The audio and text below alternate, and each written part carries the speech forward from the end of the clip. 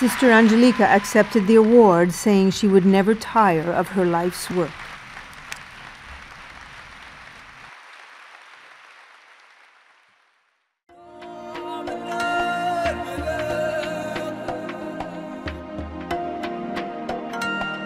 Je suis ici à Genève pour faire une conférence sur le témoignage de vie, de mon travail avec les femmes victimes des atrocités dans notre territoire, précisément dans la province orientale, le territoire de Dungu.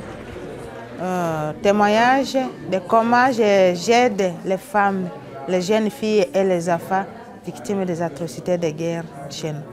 Moi, j'ai trouvé que ce que je peux porter pour ces femmes touchées dans leur dignité, dans leur vie, dans leur psychologie, ce que je peux faire comme apport pour chercher à les aider à sortir de leur traumatisme, j'ai organisé beaucoup de formations pour aider ces femmes. D'abord, nous avons la formation de la coupe-couture, formation de la cuisine, formation de l'alphabétisation, formation de chant, travail à communauté.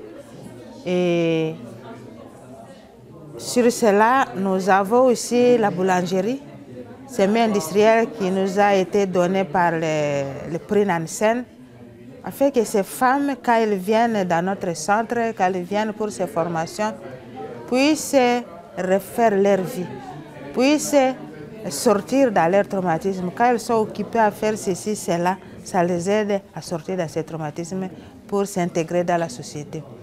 Et le fruit de ces formations aussi les aide à devenir autonomes. Quand elles vendent le pain, elles trouvent de l'argent pour pouvoir amener les enfants à l'hôpital, pour pouvoir les scolariser ou bien leur trouver à manger. En plus de la boulangerie, nous avons fait avec ces femmes aussi, toujours pour les aider à pouvoir sortir de leur traumatisme, nous avons fait un grand champ de 20 hectares que nous avons déjà commencé à récolter ces paddies qui va être au-delà de 30 tonnes. Et toutes les femmes, plus de 80 femmes qui sont données pour ce travail-là, sont très heureuses aujourd'hui pour récolter ces paddies qui va aider les enfants demain et qui va les aider aussi à vendre. En faisant cela, elles se trouvent utiles, elles se trouvent encore intégrées dans la communauté. Voilà le travail que nous faisons pour ces femmes, à les aider. Si nous nous sommes donnés pour ces femmes, pour les femmes en général qui sont traumatisées, c'est parce que ce sont elles qui portent la vie. Si elles sont blessées dans leur dignité, elles sont blessées gravement, il n'y a personne qui va aider les enfants de demain pour grandir dans l'amour et dans la société. En les aidant comme ça, vous trouvez le sourire dans leur visage, c'est le sourire qui va transmettre.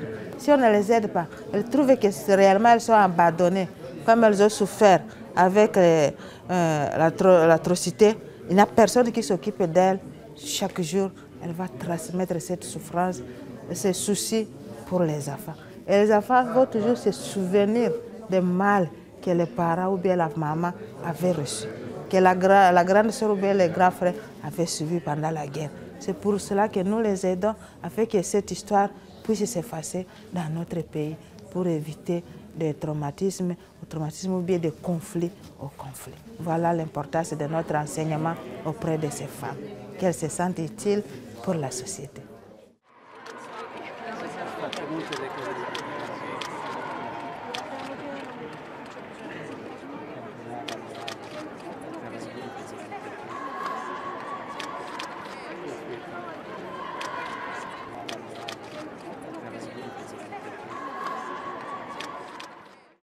Nous avons beaucoup de besoins.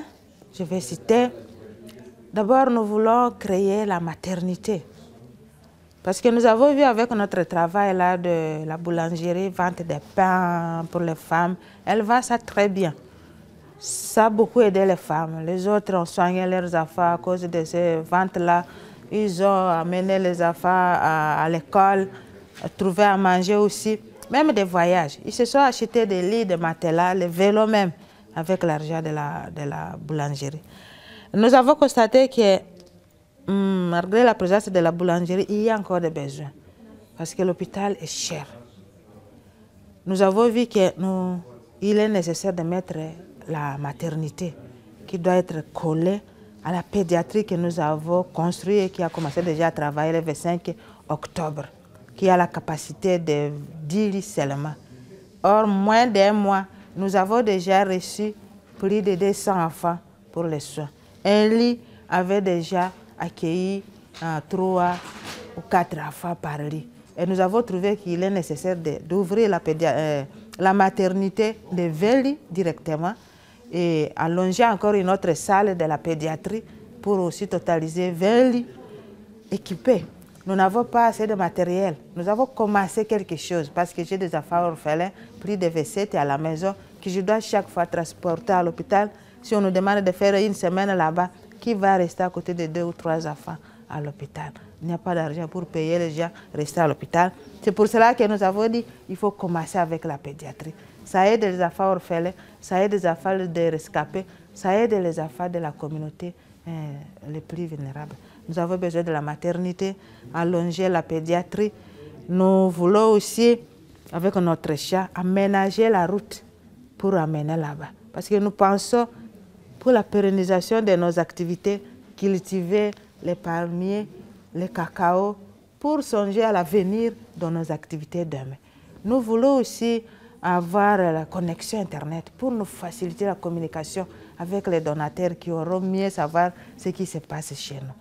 En plus de cela, dans les cas où les soins de la femme nous dépassent à la pédiatrie, il faut les transférer vite à l'hôpital général, là où ils ont encore beaucoup de matériel. Nous manquons les moyens de transférer l'enfant, comme l'ambulance. Voilà des choses que nous envisageons encore pour cette année. Pour la boulangerie, nous trouvons que nous vendons le pain à un prix faible pour les revendeuses qui doivent aussi gagner quelque chose dessus. Des fois, nous nous butons au problème des produits manufacturés. La farine, le sucre et autre chose qui fait à ce que la farine devienne nourriture. C'est ce qui nous pose un peu problème. C'est ce que nous voulons qu'on puisse nous assister à ça. Merci beaucoup, Sœur Angélique. Merci. Merci. Merci.